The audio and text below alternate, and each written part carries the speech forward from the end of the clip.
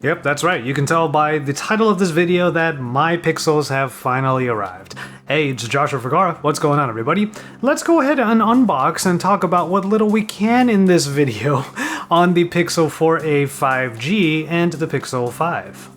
Okay, so I do have to be a little bit careful here because, as you probably have heard from a couple of other creators on the internet who have been receiving their Pixel devices, we're not really allowed to show too much of these devices yet or really talk about it, and a lot of the details are going to be saved for our final reviews, and obviously I'll go through the full gamut of like the real-world camera tests and whatnot, so look forward to all of that by hitting like on this video and also subscribing to my channel if you haven't already.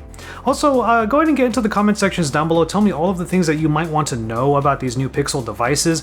Obviously, probably the more exciting one is the Pixel 5 because there are a few details about it that are really interesting. So we're going to start off with the Pixel 4a 5G. The packaging is pretty simple. It's already going to show off what the phone looks like right on the box, including what color I got, so I kind of like that.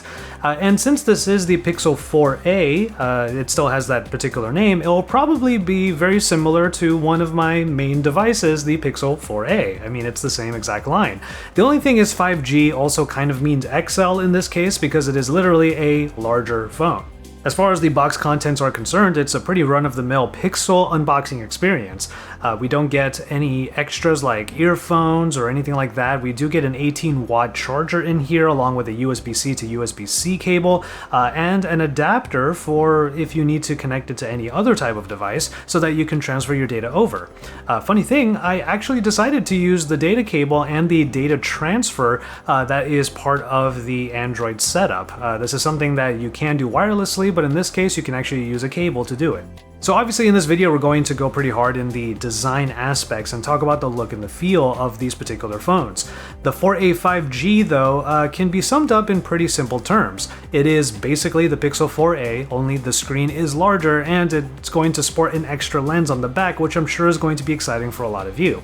It's almost fitting that the 4a 5G and the 5 were announced not only together, but they are arriving basically together because a lot of the specifications between the two phones are going to be very similar, including those two cameras on the back, which now have an ultra-wide-angle lens instead of the telephoto that they made a big deal about last year with the Pixel 4. There's one thing that I couldn't shake though, and don't worry, I don't mean I was shaking the phone.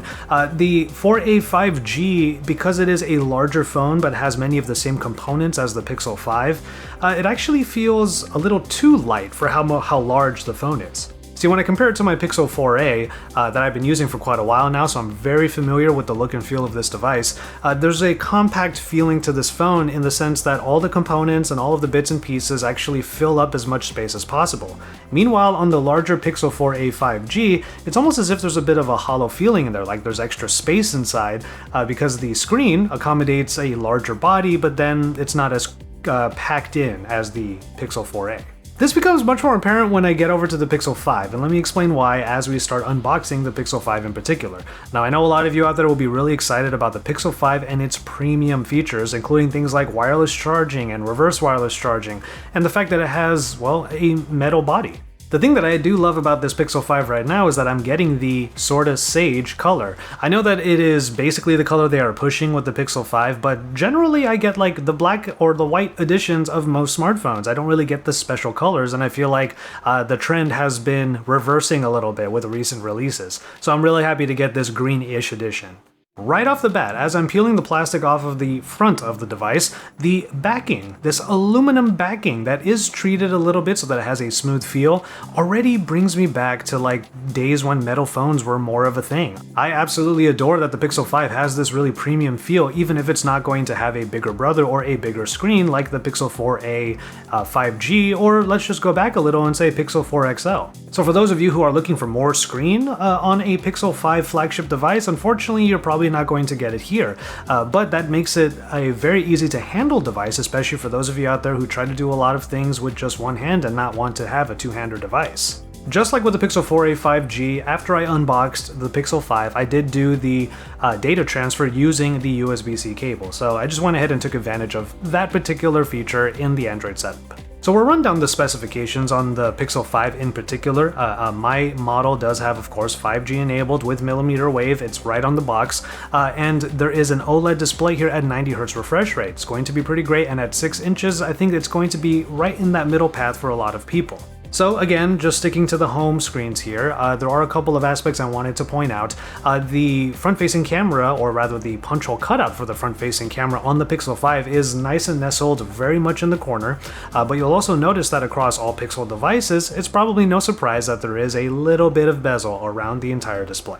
Now, the Snapdragon 765G is the processor for both of the phones in this video, and as far as the Pixel 5 is concerned, I have 8GB of RAM and 128GB of onboard storage. You see, the aluminum frame and backing of the Pixel 5 are what solidified that feeling I had with the Pixel 4a 5G, that because of the plastic build and the fact that the body is bigger, it just felt like there was a little bit too much lightness somewhere on the inside. The Pixel 5 just has a wonderfully sturdy feel. It's got a heft to it that you really only get in metal-clad devices, so it's really awesome to see that the Pixel 5 is pushing towards it. Even the power button is very decidedly metallic, whereas the Pixel 4a devices have that white or light-colored power button to contrast with the rest of the device. It's kind of the opposite with the sort of sage color on the Pixel 5. Coupled with the smaller size of the phone all around, the fact that this phone is so curvy on the backing, this aluminum backing, makes it even that much better ergonomically. There are a lot of things to be excited about, especially the fact that the cameras are now exactly what creators like me kind of opine for, which is a ultra-wide rather than a zoom that we don't use quite as often. And so there you have it, a look at both of the larger devices, the more premium devices in the Pixel lineup for 2020.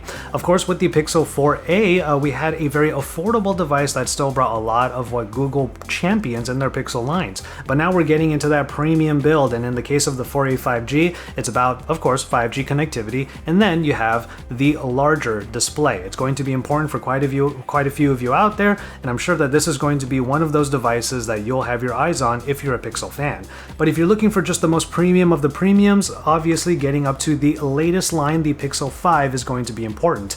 And I have to give Google a lot of credit. It might not be as large as like an XL device for those who like larger screens, but the premium feel is definitely something that draws you right in.